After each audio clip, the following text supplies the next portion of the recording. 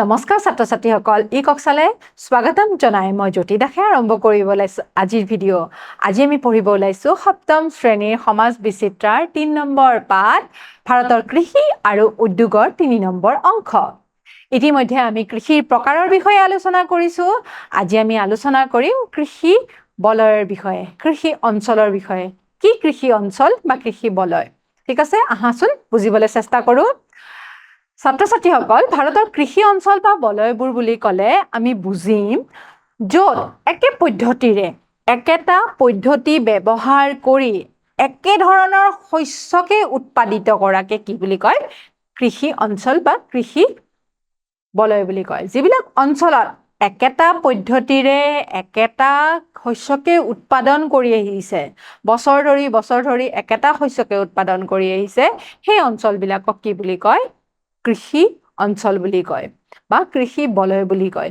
উদাহৰণস্বৰূপে অসমৰ চাহ বাগিচাসমূহ জানাই তোমালোকে উজনি অসমৰ ফালে যোৰহাট শিৱসাগৰ ডিব্ৰুগড় তিনচুকীয়া সেইবিলাক ঠাইত একে ধৰণৰ খেতি মানে চাহ গছে একে পদ্ধতিৰে ঠিক আছে একে পদ্ধতিৰে ইমান বছৰ ধৰি কৰি আহিছে সেইকাৰণে সেই অঞ্চলক কি বুলি কয় কৃষি অঞ্চল বুলি কয় ঠিক আছে আমি বিশদভাৱে বুজিবলৈ চেষ্টা কৰোঁ আহাচোন ভাৰতত ৭টা প্ৰধান কৃষি বলয় আছে গতিকে এই কৃষি অঞ্চলৰ কথা যে কৈছোঁ ভাৰতত ৭টা প্ৰধান কৃষি বলয় আছে সেই বলয়কেইটা হৈছে ধান মৰাপাটৰ চাহ বলয় ঘেঁহু আৰু কুঁহিয়াৰ বলয় মিলেট আৰু তেলগুটিৰ শস্য বলয় মাকৈ বলয় কপাহ বলয় মছলাজাতীয় আৰু ৰোপণ শস্যৰ বলয় আৰু ফল-মূল আৰু শাক-পাচলি বলয় গতিকে কেইটা বলয় আছে ৭টা বলয় বা ৭টা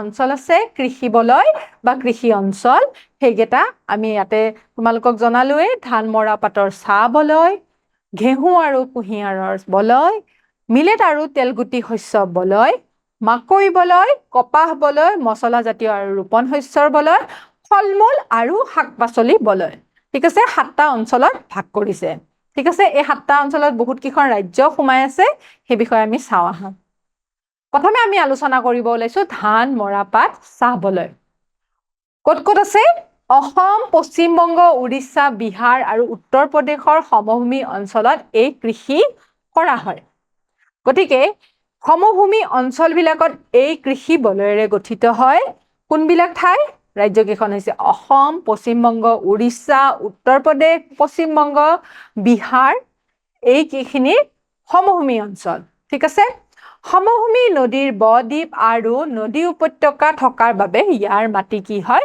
পলসুৱা হয় গতিকে সমভূমি অঞ্চল হোৱাৰ কাৰণে বা নদী থকাৰ কাৰণে ইয়াৰ মাটিবিলাক পলসুৱা হয় ঠিক আছে সাৰুৱা মাটি এই খেতিত বছৰি 200 পৰা 250 চেণ্টিমিটাৰ বৰষুণ হয় গতিকে এই মাটিত আকৌ কি হয় বৰষুণৰ পৰিমাণ বহুত বেছি বৰষুণ হয় ইয়াতে সেইকাৰণে মাটিবিলাকো ইয়াৰ পলসুৱা হয় দক্ষিণ পশ্চিম মৌচুমী বতাহৰ কাৰণে উজনি অসম ত্ৰিপুৰা আৰু উত্তৰ বংগত কি হয় চাহ খেতি ভাল হয় গতিকে যিহেতু দক্ষিণ পশ্চিম মৌচুমী বতাহৰ ফলত আমাৰ এই ঠাইবিলাকত কি হয় বৰষুণ বেছিকে হয় সেইকাৰণে ইয়াতে কি হয় চাহ খেতিও বেছিকে হয় ঠিক আছে অসম গংগা নদীৰ উপত্যকা অঞ্চল আৰু পশ্চিম বংগৰ ব-দ্বীপীয় অঞ্চলবিলাক খেতিৰ বাবে উপযোগী হয় গতিকে যিবিলাক নদী উপত্যকা অঞ্চল হয় গংগা নদীৰ উপত্যকা ব্ৰহ্মপুত্ৰ নদীৰ উপত্যকা সেই অঞ্চলবিলাকত কি হয়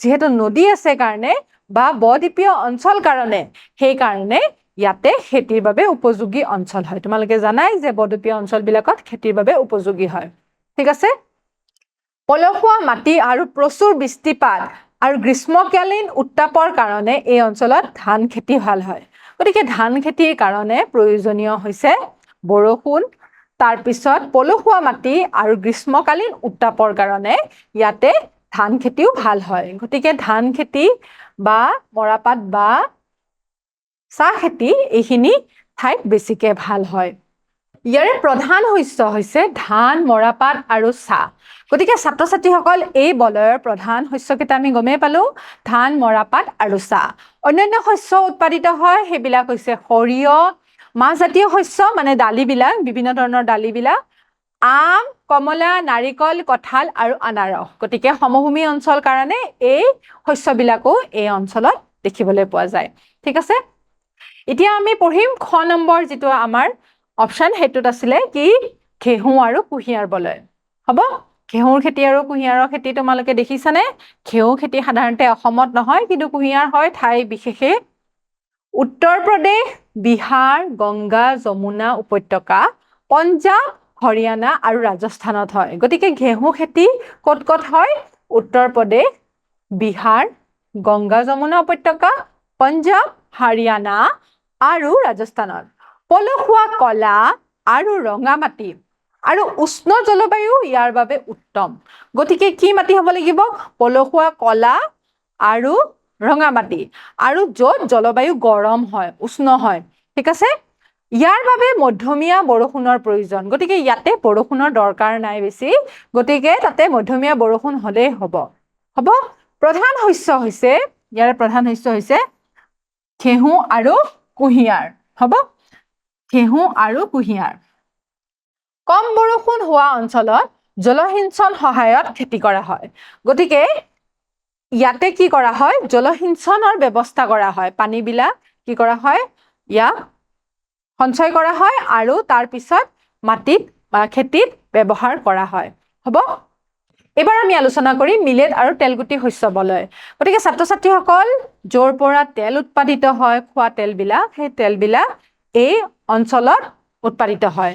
আৰু মিলেট বুলি ক'লে আমি জানোৱে, আজিকালি মিলেটৰ কথা তোমালোকে নিশ্চয় জানাই, বজ্ৰা বা ৰাগীৰ পৰা এই মিলেটছবিলাক বনায়। ঠিক আছে, এইবিলাক বহুত ভাল বস্তু, আমাৰ কাৰণে বহুত পৰিপুষ্টিদায়ক খাদ্য হয়। গতিকে অসমত ইয়াৰে উৎপাদিত শস্য নহয়, তথাপিও আজিকালি বাহিৰৰ পৰা ইয়ালৈ অনা হৈছে, মানুহবিলাকে খোৱা হৈছে। ঠিক আছে, কৰ্ণাটক মালভূমি, তামিলনাডুৰ কিছু অংশ, দক্ষিণ অন্ধ্ৰপ্ৰদেশ আৰু পূব কেৰেলাত এই শস্য বলয় আছে। ঠিক আছে, গতিকে এই অঞ্চল হৈছে কৰ্ণাটক মালভূমি, তামিলনাডুৰ কিছু অংশ, দক্ষিণ অন্ধ্ৰপ্ৰদেশ আৰু পূব কেৰেলা। এই অঞ্চলৰ মাটি কম সাৰুৱা হয়। ঠিক আছে, এই অঞ্চলৰ মাটি কম সাৰুৱা হয়।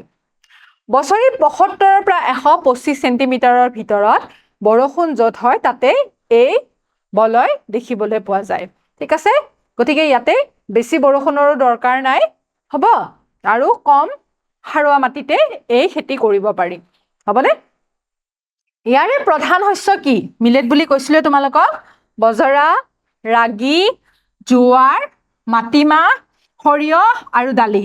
বিভিন্ন ধৰণৰ দালি ইয়াৰে প্ৰধান শস্য। ইয়াতে আন কিছুমানো শস্য উৎপাদিত কৰা হয়, সেয়া হৈছে আম আৰু কল। কলৰ খেতিও এই অঞ্চলত কৰা হয়। ঠিক আছে, আম আৰু কলৰ খেতিও এই অঞ্চলত কৰা হয়। হ'ব, এবাৰ আমি পঢ়িম মাকৈ বলয়। মাকৈ বলয় কোনটো অঞ্চলত কৰা হয় চাবাচোন। পশ্চিম ৰাজস্থান, উত্তৰ গুজৰাট আৰু ইয়াৰ দুয়ো মৰুভূমি অঞ্চলত কৰা হয়। গতিকে পশ্চিম ৰাজস্থান আৰু উত্তৰ গুজৰাটৰ যিবিলাক মৰুভূমি অঞ্চল হয়, তাতে মাকৈ খেতি কৰা হয়।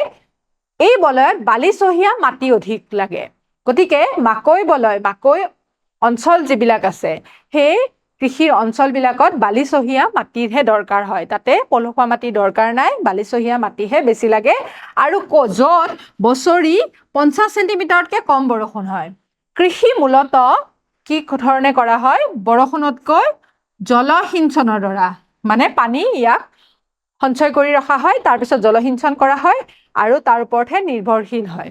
গতিকে যেতিয়া পানীৰ দৰকাৰ হয় তেতিয়াহে দিয়া হয়। প্ৰধান শস্য হৈছে কুঁহিয়াৰ, ৰাগী, কপাহ আৰু বজ্ৰা। ঠিক আছে, ইয়াৰে প্ৰধান শস্য হৈছে এইকেইটা। হ'ব, এতিয়া আমি পঢ়িম কপাহ বলয়ৰ বিষয়ে।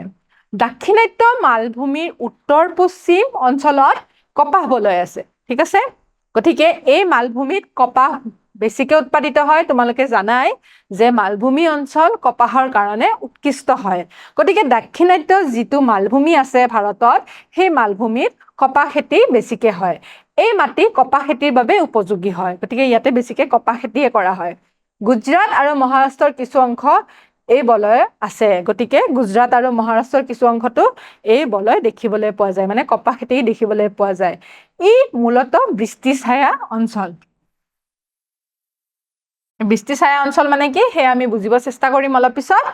বছৰি ৭৫ৰ পৰা ১০০ চেণ্টিমিটাৰ বৰষুণ হয়, মানে এই অঞ্চলত ৭৫ পৰা ১০০ চেণ্টিমিটাৰ বৰষুণ হোৱা অঞ্চলত এই কপাহ বলয় আছে গতিকে এই অঞ্চলত সাধাৰণতে ৭৫ পৰা ১০০ চেণ্টিমিটাৰ বৰষুণ হোৱা অঞ্চলত কপাহ বলয় দেখিবলৈ পোৱা যায় গতিকে কপাহৰ খেতি নিশ্চয় তোমালোকে দেখিছা এয়া হৈছে এই বলয়ত হোৱা ঠিক আছে দাক্ষিণাত্য মৰুভূমিত হোৱা কপাহৰ বলয় ঠিক আছে কপাহৰ কৃষি অঞ্চলবিলাক এনেকুৱা ধৰণৰ হয় ঠিক আছে অসমৰ কপাহটো অলপ বেলেগ হয় গতিকে দাক্ষিণাত্য মালভূমিত পোৱা কপাহখিনি এইদৰে উৎপাদিত হয় হ'ব প্ৰধান শস্য হৈছে কপাহ আমি আলোচনা কৰিলোৱে আৰু অন্যান্য শস্যবিলাক হৈছে জোৱাৰ বজ্ৰা সজিনা বুটমাহ কুঁহিয়াৰ আৰু ঘেঁহু গতিকে এইবিলাক শস্য সেই ঠাইবিলাকত উৎপাদন কৰা হয় বৃষ্টিছায়া অঞ্চল ছাত্ৰ-ছাত্ৰীসকল অলপ আগতে তোমালোকক কৈছিলোৱে বৃষ্টিছায়া অঞ্চল কপাহ খেতিৰ কাৰণে উপযোগী হয় ঠিক আছে গতিকে কি আছিলে বৃষ্টিছায়া অঞ্চল মানে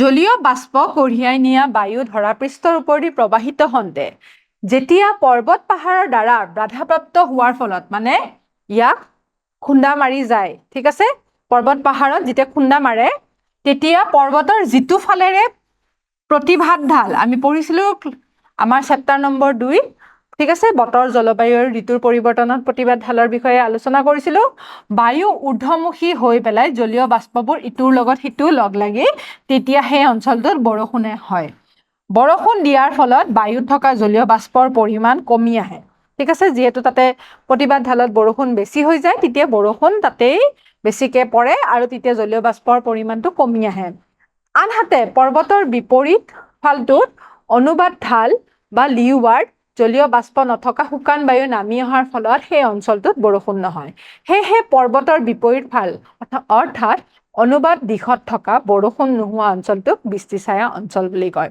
ঠিক আছে এতিয়া আমি এই চিত্ৰখন বুজিবলৈ চেষ্টা কৰো আহাচোন সাগৰ পৃষ্ঠৰ পৰা যেতিয়া জলীয় বাষ্পবিলাক ওপৰলৈ গৈ পেলাই পাহাৰত খুন্দা মাৰে তেতিয়া তাতে কি হয় এইটো ফালেই বৰষুণ হয় ঠিক আছে আনহাতে এইটো ফালে জলীয় বাষ্পবোৰ শুকান হৈ পৰে ঠিক আছে সেইকাৰণে এইখিনি অঞ্চলত বৰষুণ নিদিয়ে সেইকাৰণে এই অঞ্চলটো কি বুলি কোৱা হয় বৃষ্টিছায়া ছায়া মানে জানা নহয় শ্বেডো গতিকে বৃষ্টিছায়া অঞ্চল বুলি কয় গতিকে ছাত্ৰ-ছাত্ৰীসকল বলয়সমূহৰ বিষয়ে নিশ্চয় তোমালোকে বুজি পালা এতিয়া মই তোমালোকক দুটামান প্ৰশ্ন সুধো আহা একে পদ্ধতিৰে একে ধৰণৰ শস্য খেতি কৰা অঞ্চলবিলাকক কি বুলি কয় গতিকে ছাত্ৰ-ছাত্ৰীসকল কি বুলি কয় কোৱাচোন কৃষি অঞ্চল বা কৃষি বলয় ঠিক আছে মই এটা বলয় বুলি লিখিছো তোমালোকে অঞ্চল লিখিব পাৰা কৃষি বলয় বুলি কয় বা অঞ্চল বুলি কয় অসমত কিহৰ বলয় পোৱা যায় কপাহ বলয় ধান মৰাপাট চাহ বলয় মাকৈ বলয় মিলেট বলয় গতিকে অসমত কিহৰ বলয় পোৱা যায় ধান মৰাপাটৰ চাহ বলয় ঠিক আছে তাৰ পিছৰ প্ৰশ্নটো চাওঁচোন ভাৰতৰ দাক্ষিণাত্য মালভূমি দেশ খেতিৰ বাবে উপযোগী গতিকে কিহৰ বলয় আছে তাতে কপাহৰ বলয় আছে হ'ব গতিকে ছাত্ৰ-ছাত্ৰীসকল আশা ৰাখিছো তোমালোকে বুজি পাইছা অহা ক্লাছত এটা নতুন অংক লৈ তোমালোকৰ মাজলৈ আকৌ আহিম আজিলৈ সামৰিছো ধন্যবাদ